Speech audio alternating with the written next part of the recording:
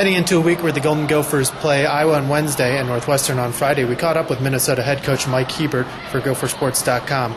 We talked to him about a variety of things, including the second half of Big Ten play and an award that Lauren Gibmeyer won.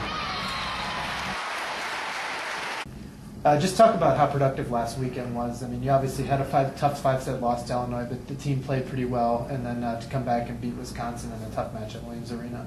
Well, I thought our team did play well against Illinois.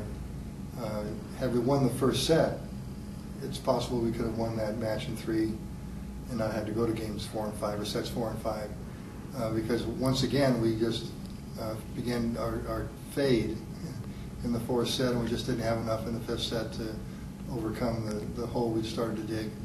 But there were enough good things happening against Illinois that I began to see the outlines of the team that we're going to finish with here as we head down the stretch.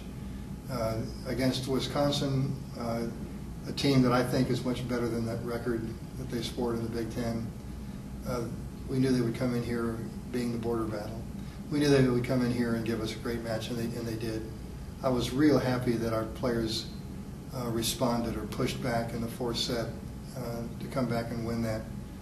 Otherwise, we go to another 5th set, and I wasn't ready for that. You guys have a history here, at least in the last 8 to 9 years, of really good second halves in Big Ten play. You've won 75% of your matches since 2002 in the second half of conference play. Just talk about what you concentrate on going forward with 6 of 10 home matches going forward here.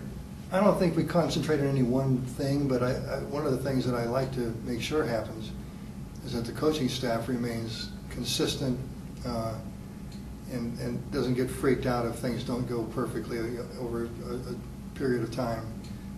The team has to know that we're in there fighting for them. We're in every day. We're planning practices so that they can be at their very best.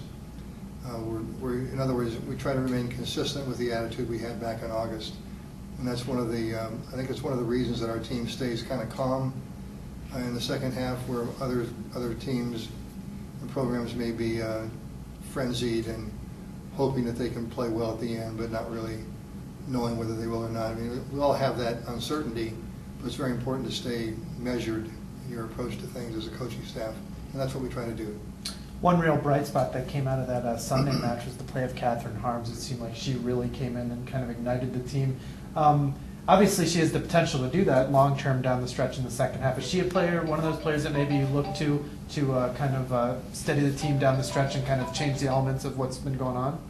Well, she sure is going to be one of those players, because if she can do down the stretch here in the next 10 matches, if she can come close to doing what she did against Wisconsin, then she's going to be a real asset to our drive toward the end here.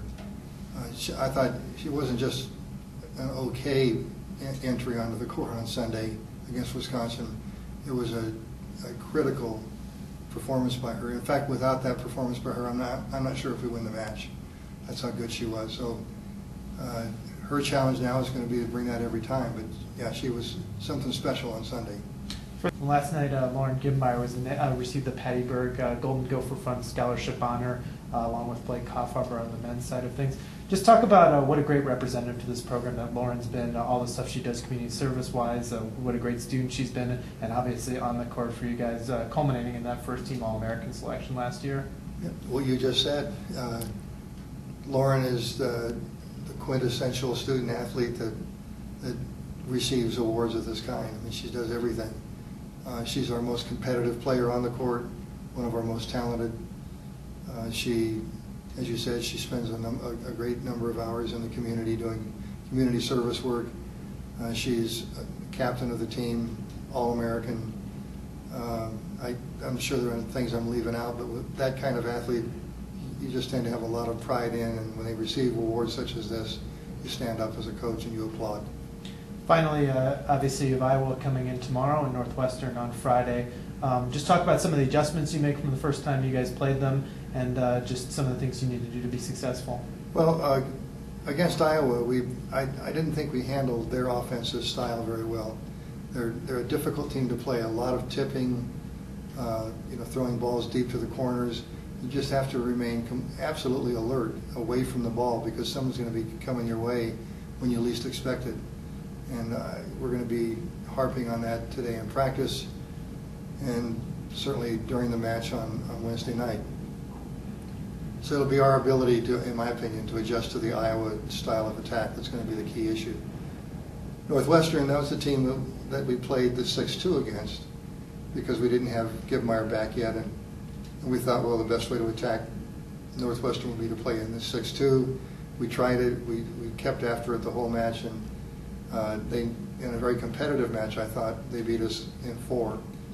I doubt if we'll do that again. Now that we have Gebmeyer back, we'll be playing the 5-1, probably the same lineup Friday night against Northwestern that we'll be playing tomorrow night, Wednesday night against Iowa. Thanks, Mike, and good luck this week. Thank you, Steve.